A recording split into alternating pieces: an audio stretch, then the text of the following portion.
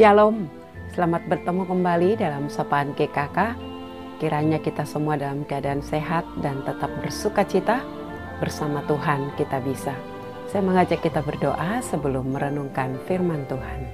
Selamat pagi Bapa, selamat pagi Tuhan Yesus, selamat pagi Roh Kudus. Terima kasih sepanjang malam boleh kami lewati. Terima kasih Tuhan pelihara dan jagai kami.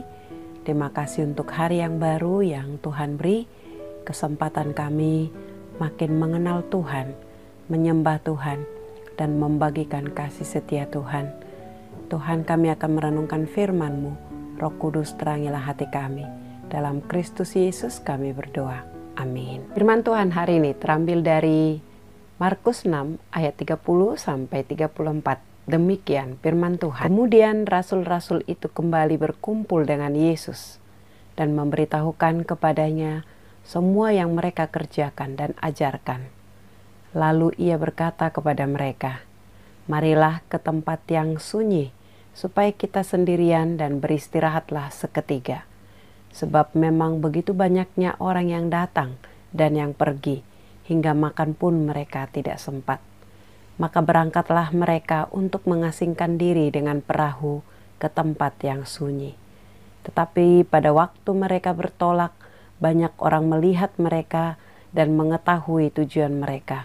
Dengan mengambil jalan darat, segeralah datang orang dari semua kota ke tempat itu sehingga mendahului mereka.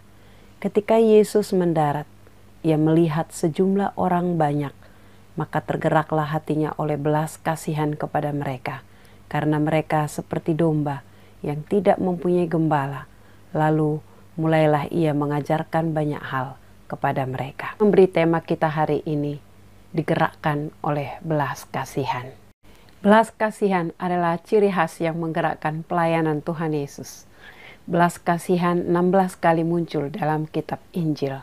Dalam perikop yang kita baca ini diceritakan kepada kita, Tuhan Yesus dan para murid melakukan pelayanan seharian. Bahkan dikatakan mereka tidak sempat makan dan beristirahat. Oleh karena itulah Tuhan Yesus mengajak murid-murid untuk pergi ke tempat yang sunyi, untuk beristirahat sejenak dengan naik perahu. Tetapi apa yang terjadi? Orang banyak mengetahui tujuan mereka dan lewat darat mereka sampai di tempat yang dituju oleh Tuhan Yesus.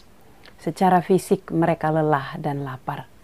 Belas kasihan membuat Yesus mengesampingkan kelelahan atau kelaparan yang dialami. Dan ini menjadi teladan bagi murid-murid bahwa setiap momentum untuk melayani orang banyak harus diutamakan. Betapa pentingnya belas kasihan. Belas kasihan artinya ikut secara mendalam, merasakan penderitaan orang lain, disertai tindakan untuk menolong dan meringankan beban orang yang mengalaminya. Pelajaran rohani apa yang kita dapatkan hari ini? Di tengah-tengah arus dunia yang lebih mengutamakan kepentingan diri sendiri atau golongan.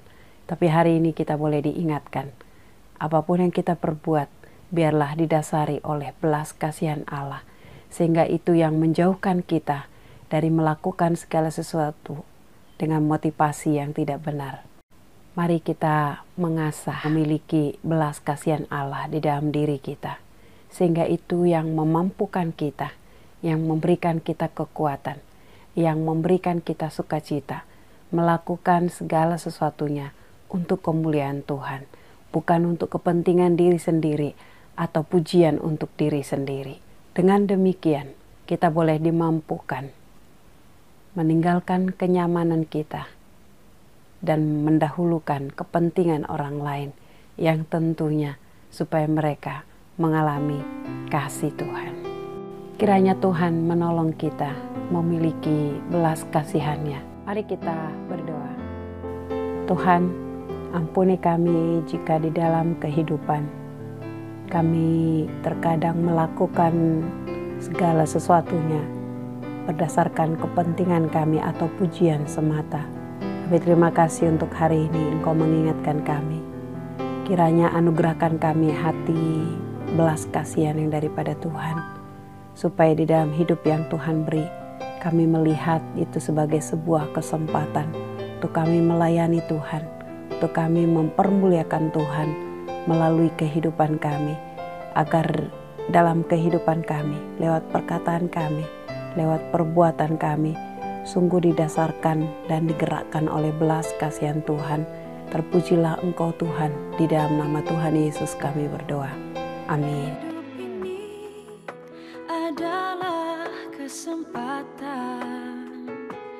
Hidup ini untuk melayani Tuhan. Jangan sia-siakan waktu yang Tuhan beri.